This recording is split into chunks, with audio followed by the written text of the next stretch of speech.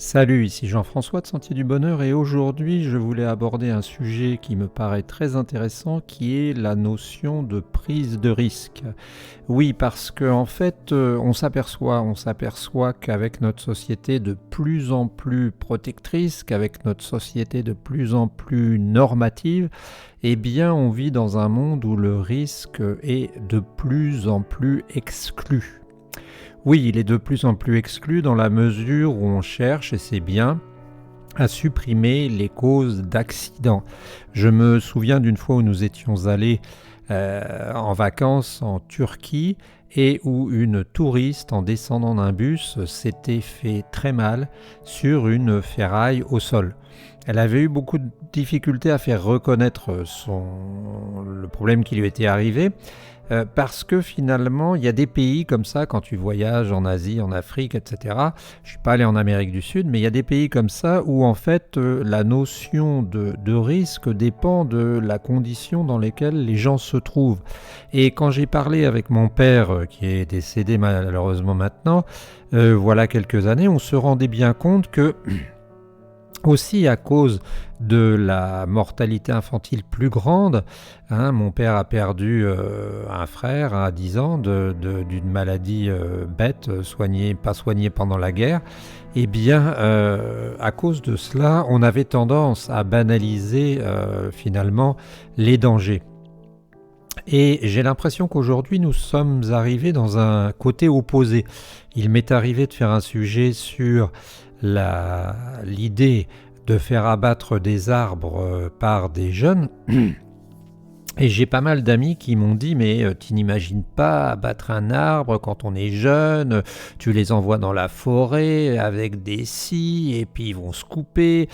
Oui, mais le problème, j'ai l'impression que il faut parfois gérer le risque et prendre le risque en compte quand on fait une activité.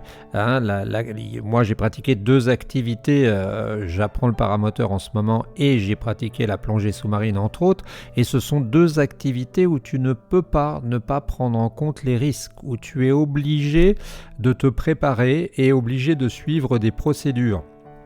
Et c'est très important parce que tu sais que si tu ne suis pas ces procédures-là, eh bien c'est très très dangereux. J'ai donné 2 exemples. L'exemple formidable de l'A340 qui est un avion qui est maintenant mis en retraite et qui n'a jamais tué personne parce que eh bien, cet avion a été bien entretenu, bien géré, etc.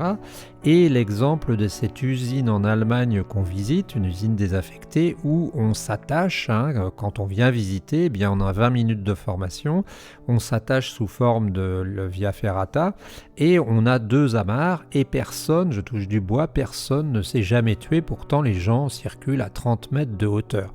Donc ce que je veux dire, c'est que cette notion de risque, elle est très importante à comprendre et à maîtriser aussi. Je voyais l'autre jour un élagueur qui était dans un arbre en train de couper un peuplier et il était monté à une quinzaine de mètres de haut. C'est évident que si ce gars-là il a un malaise, il est mal parti. Mais il y a aussi des manières de gérer ça. Et dans notre société, on est arrivé à l'opposé pratiquement. Je me souviens d'une photo que j'avais vue d'un gars qui utilisait une nacelle pour aller réparer un fil ou je ne sais pas quoi faire. Et cette personne, eh bien, elle était en train de toucher le parterre en utilisant sa nacelle. Ça n'avait pas de sens. Dans un autre registre, je me rappelle du club de tennis dans lequel nous étions. Et dans ce club de tennis, eh bien, il y avait des ampoules qui étaient situées à 7 mètres de hauteur. Alors, à une époque, dans ce club de tennis, eh bien, on avait acheté une grande échelle, et puis on allait là-haut pour changer les ampoules. Et c'est vrai, il faut reconnaître qu'arrivé là-haut, tout là-haut, on était un peu, pas pas à 100% rassuré. Toutefois, on réussissait à changer les ampoules et ça se passait globalement bien. Eh bien, ce que je veux dire, moi, c'est que en fait, cette notion de risque, elle est très importante. Et c'est surtout ce qui est très important, c'est de faire correspondre le risque à ce qu'on fait, parce que la notion de risque, elle existe partout. Elle existe par exemple dans les médicaments. Les médecins ne te le disent pas, mais une des notions qu'ils maîtrisent, c'est le risque par rapport au bénéfice, qu'on appelle le bénéfice-risque. Quand tu te fais soigner, quand tu fais une opération, il y a des opérations qu'on fait, on sait qu'elles peuvent être dangereuses, mais on sait que potentiellement elles apportent statistiquement plus de valeur. On sait aussi que plus de bien-être. On sait aussi que quand on fait une opération, il y a peut-être une personne sur 10 000 qui ne se réveille pas sur la table d'opération. Pourtant, on fait quand même une opération. Donc ce que je veux dire à travers cela, c'est que nous devrions, et même au niveau de l'État, avoir une réflexion complète sur ce qu'est la notion de risque et sur le fait d'intégrer des risques. Quand on prend un avion, on a des risques, c'est statistique. Quand on se réveille le matin, on se réveille, mais on ne pourrait ne pas se réveiller si on avait eu un problème, je ne sais pas, cardiaque, et plus l'âge augmente, bien entendu. Quand on vit, on peut avoir une maladie, je ne le souhaite pas, mais on peut avoir une maladie qui fait qu'on n'est pas éternel. Et en fait, tout se traduit en termes de risque. Et le risque, il est difficile à comprendre du point de vue psychologique parce que tout simplement, eh bien, c'est quelque chose qui a très peu de probabilité souvent d'exister, mais qui peut exister et qui ne sort qu'à un moment. C'est comme le loto, c'est comme le loto. Je prends souvent la même comparaison.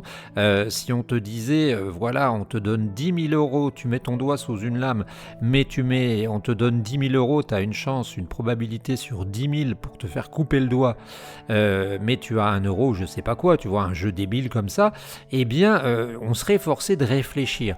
Eh bien, c'est ce qui se passe, par exemple, quand on a des activités un peu, on va dire, hors normes, comme le paramoteur, comme l'aviation, comme la plongée sous-marine, où on est forcé de gérer le risque. Alors, cette gestion du risque, elle est très importante selon moi parce qu'elle nous permet de nous armer contre le stress de la vie. Alors, je veux pas être un DRH qui te dit qu'il faut que tu fasses de la plongée ou de l'escalade ou du paramoteur ou du parachutisme pour régler tes problèmes.